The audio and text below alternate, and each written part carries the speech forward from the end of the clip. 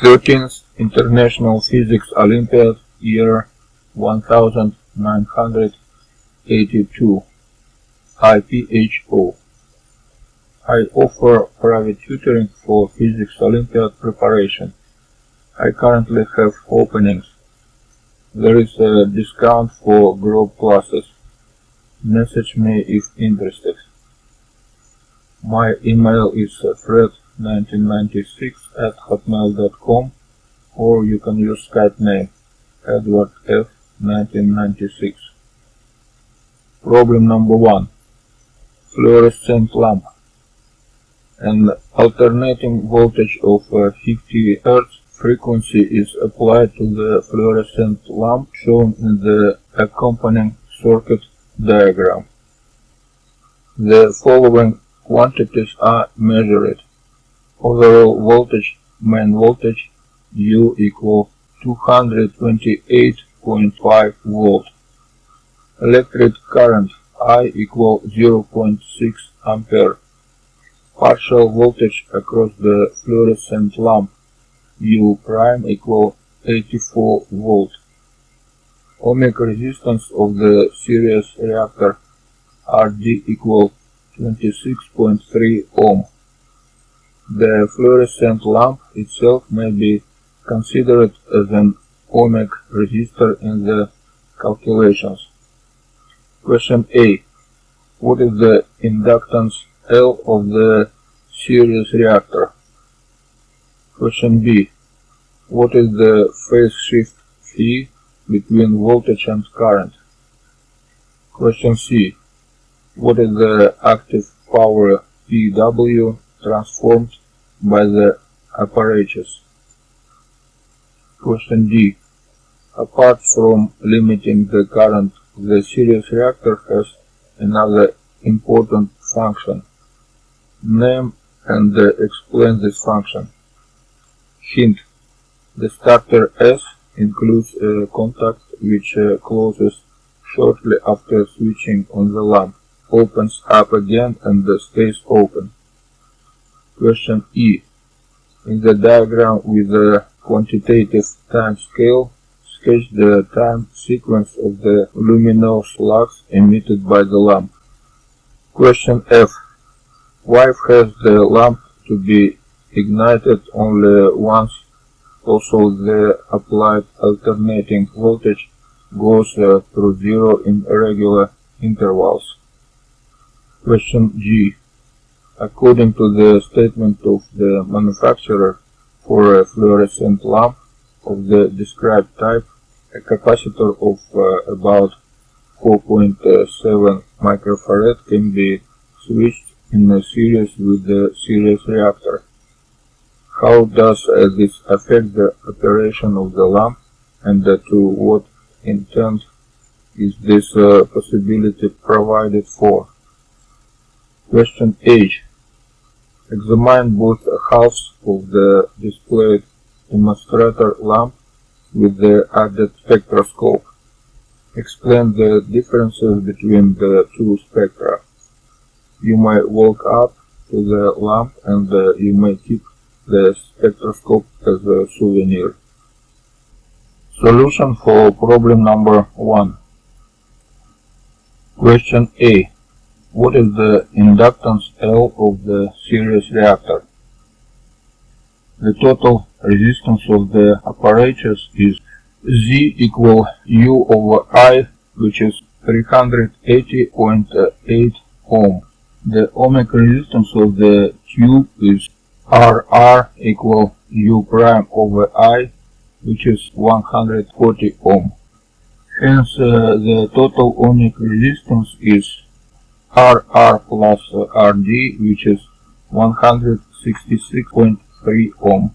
Therefore, the inductance of the series reactor is omega L equals square root from Z square minus R square, which is 342.6 ohm. This yields that inductance L equal omega L over 2 pi F, which is 1.09 Henry. That was solution for question A. Question B. What is the phase shift phi between voltage and the current? Solution. The impedance angle is obtained from tangent phi equal omega L over R, which is 2.06. It means that phi equals 64.1 degrees. That was solution for question B. Question C. What is the active power TW transformed by the apparatus? Solution. The active power can be calculated in different ways. First way, that's equal to U multiplied by I and multiplied by cosine phi, which is 59.88 watt. Another way is equal to R multiplied by I square, which is 59.87 watt. That was solution for question C. Question D. Apart from limiting the current, the series reactor has another important function. Name and explain this function. Hint. The starter S includes a contact which closes shortly after switching on the lamp, opens up again and stays open. Solution. By opening the contact in the starter, a high induction voltage is produced across the series reactor, provided the contact does not open exactly the same moment when the current goes through zero. This voltage is sufficient to ignite the lamp. The main voltage itself, however, is smaller than the ignition voltage of the fluorescent tube. That was solution for question D. Question E. In a diagram with a quantitative time scale, sketch the time sequence of the luminous flux emitted by the lamp. Solution. This is the diagram where 20 milliseconds correspond to frequency 50 Hz. So that was a solution for question E. Question F. Why has the lamp to be ignited only once, although the applied alternating voltage goes through zero in regular intervals? Solution. The recombination time of the ions and the electrons in the gaseous discharge is sufficiently large. That was solution for question F. Question G.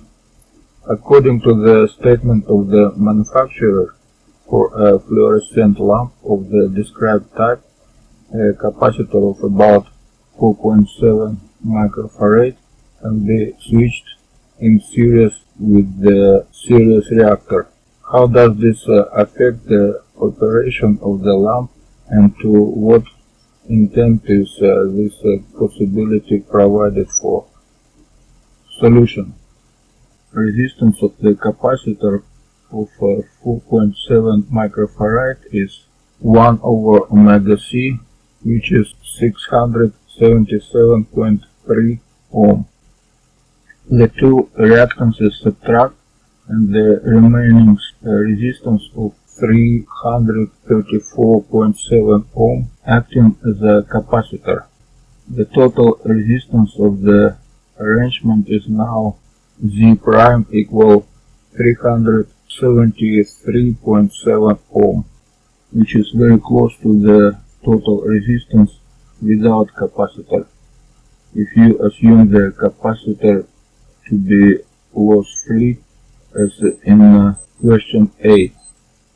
Thus, the lamp has the same operating qualities, igniting the same way, and the difference is found only in the impedance angle phi prime, which is opposite to the angle phi calculated in B. Now we have tangent phi prime equal negative 2.01 and the phi prime equal about negative 63.6 degrees. Such additional capacitors are used for compensation of reactive currents in buildings with a high number of fluorescent lamps. Frequently they are prescribed by the electrical supply companies.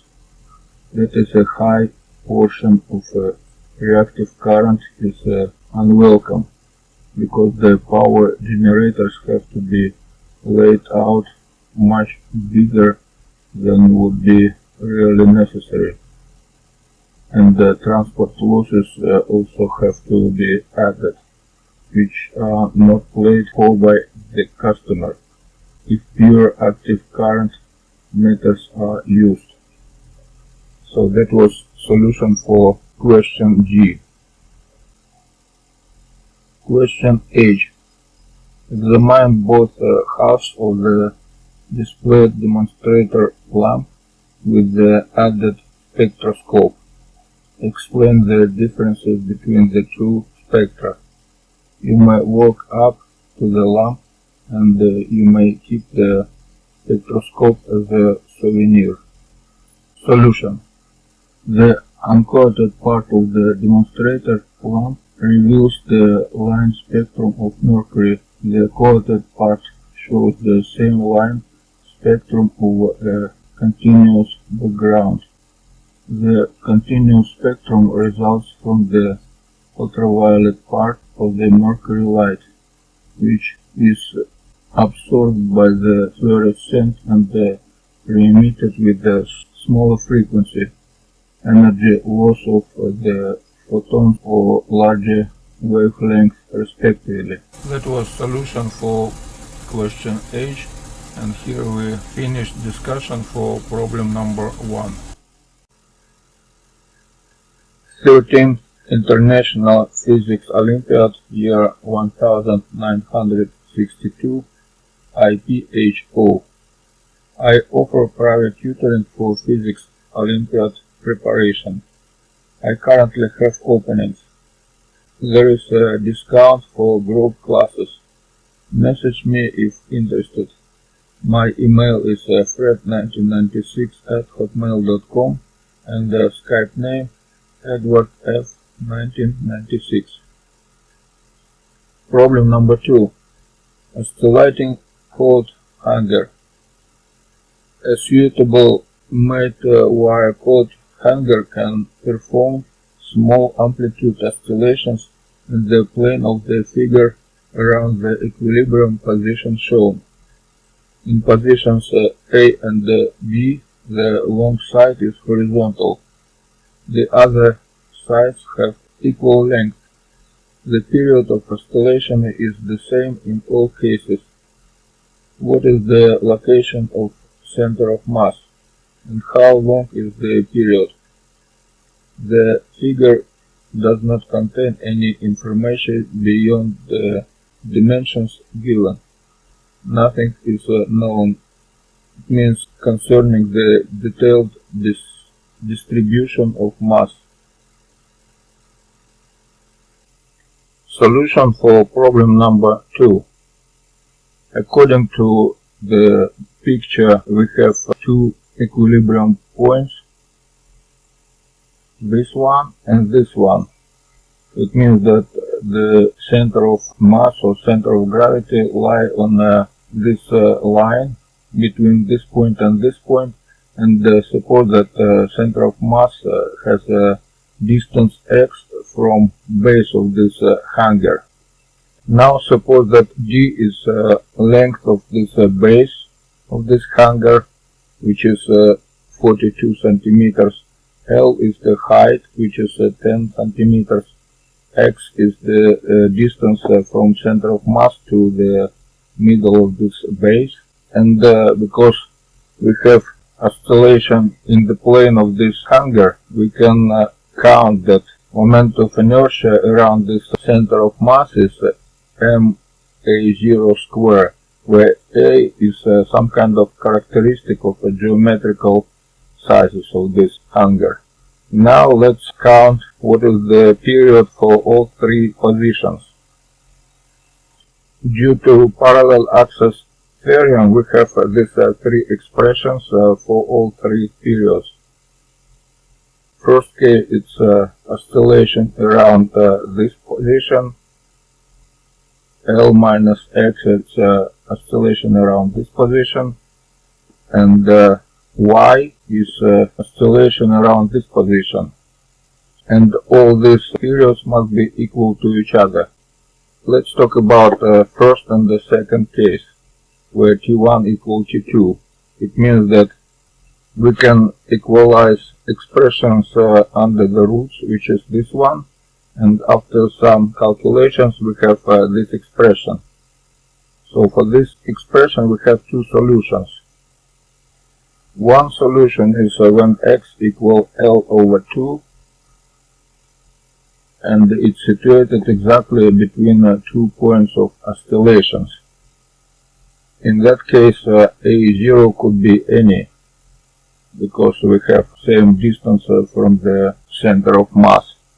Other solution is when A0 square equals this one, and x could be in any point between base and the top of this hanger. Let's talk about the second case.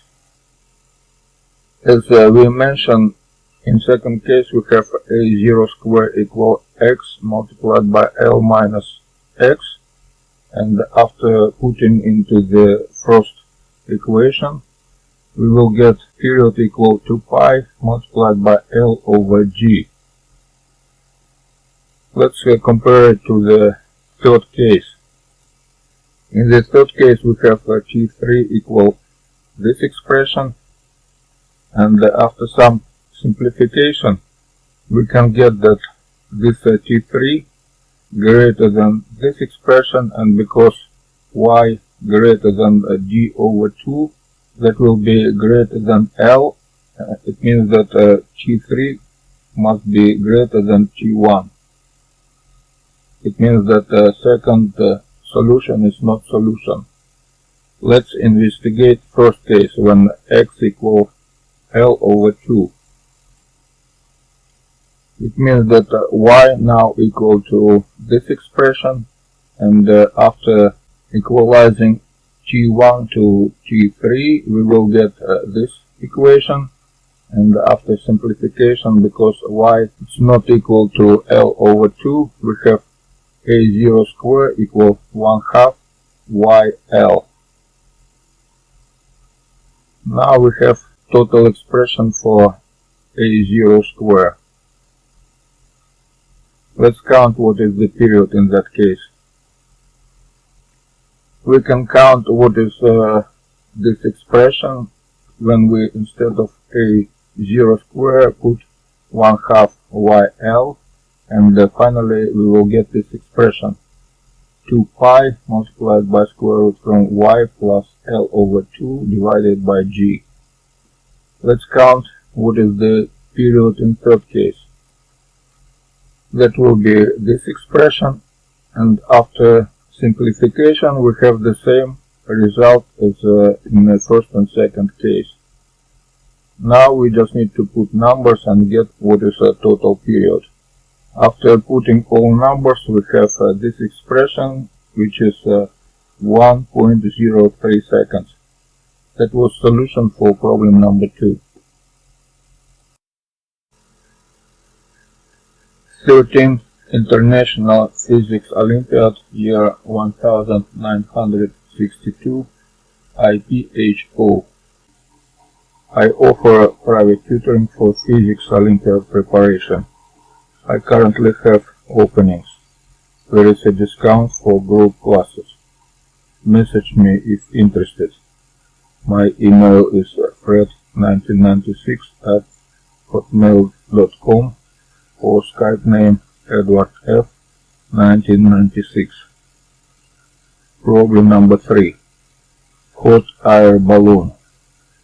Consider a hot air balloon with a fixed volume VB equal 1.1 cubic meters. The mass of the balloon envelope, whose volume is to be neglected in comparison to VB, is mH equal 0.187 kg. The balloon shall be started where the external air temperature is Theta1 equal 20 degrees Celsius, and the normal external air pressure is P0 equal 1.013 multiplied by 10 power 5 Pascal. Under these conditions, the density of air is ρ1 equal 1.2 kg per cubic meter. Question A. What temperature Theta2 must the warm air inside the balloon have to make the balloon just float? Question B. First, the balloon is held fast to the ground and the internal air is heated to a steady state temperature of Theta3 equal 110 degrees Celsius. The balloon is fastened with a rope. Calculate the force on the rope. Question C. Consider the balloon being tied up at the bottom. The density of the internal air stays constant, with the steady state temperature Theta3 equal 110 degrees Celsius. Of the internal air, the balloon rises in an isothermal atmosphere of 20 degrees Celsius, and the ground pressure of 1.013 multiplied by 10 power 5 Pascal, which height h can be gained by the balloon under these conditions. Question D. At the height h, the balloon, question C, is pulled out of its equilibrium position by 10 meters and then is released again. Find out by qualitative reasoning what kind of motion it is going to perform. Solution for problem number 3. Hot air balloon. Question A. What temperature Theta2 must warm air inside the balloon have to make the balloon just float? Solution. Floating condition. The float mass of the balloon, consisting of the mass of the envelope mH and the mass of the air quantity of temperature Theta0, must equal the mass of the displaced air quantity with the temperature Theta1 equal 20 degrees Celsius. So it means that VB multiplied by ρ2 plus mH equal VB multiplied by ρ1. And from here we can find what is the density of the air inside the balloon. That will be ρ1 minus mH over VB, which is 1.03 kg per cubic meter. Then the temperature may be obtained from proportion ρ1 over ρ2 equal T2 over T1. And from here we can find that T2 equal 341.53 Kelvin or 68.38 degrees Celsius. That was a solution for question A. Question B. First, the balloon is held fast to the ground and the internal air is heated to a steady state temperature of Theta3 equal 110 degrees Celsius. The balloon is fastened with a rope. Calculate the force on the rope. Solution. The force FB acting on the rope is the difference between the buoyant force Fa and the weight force Fg. So we have Fb equal Vb multiplied by ρ1g minus Vb multiplied by ρ3 plus mh and multiplied by g. Again, it follows with ρ3 multiplied by T3 equal ρ1 multiplied by T1. From here we can find that ρ3 must be equal to ρ1 multiplied by T1 over T3, which is about 0.918 kilogram per cubic meter. So from here we can calculate what is Fb. That will be this expression, and after putting numbers we will get 1.21 Newton. That was solution for question B. Question C. Consider the balloon being tied up at the bottom. The density of the internal air stays constant, with a steady state temperature θ3 equal 110 degrees Celsius of the internal air.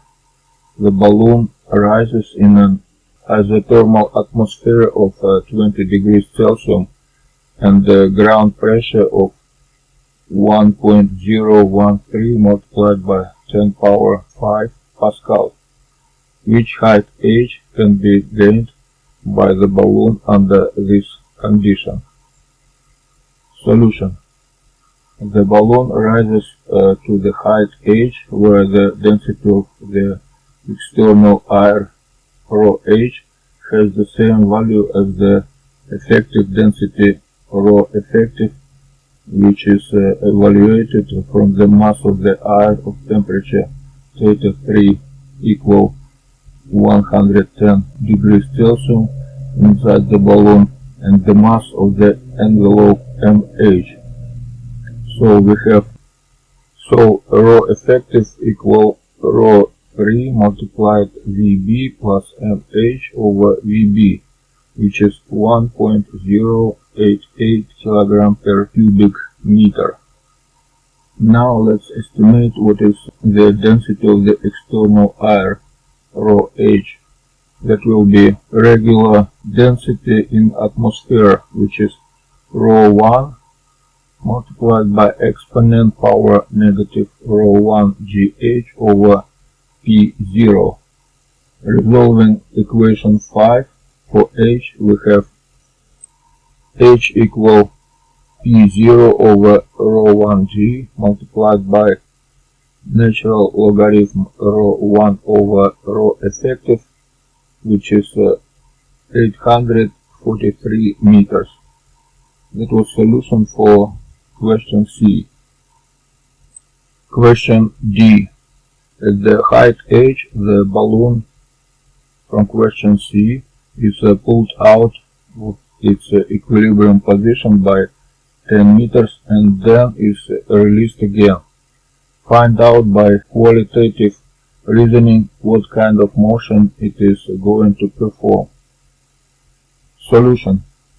For small height difference 10 meters in comparison to 843 meters, the exponential pressure drop or density drop respectively with the height can be approximated by a linear function of height. Therefore, the driving force is proportional to the elongation out of the equilibrium position. This is the condition in which harmonic oscillations result, which of course are dampened by the air resistance. That was solution for question D, and here we finished discussion for problem number 3.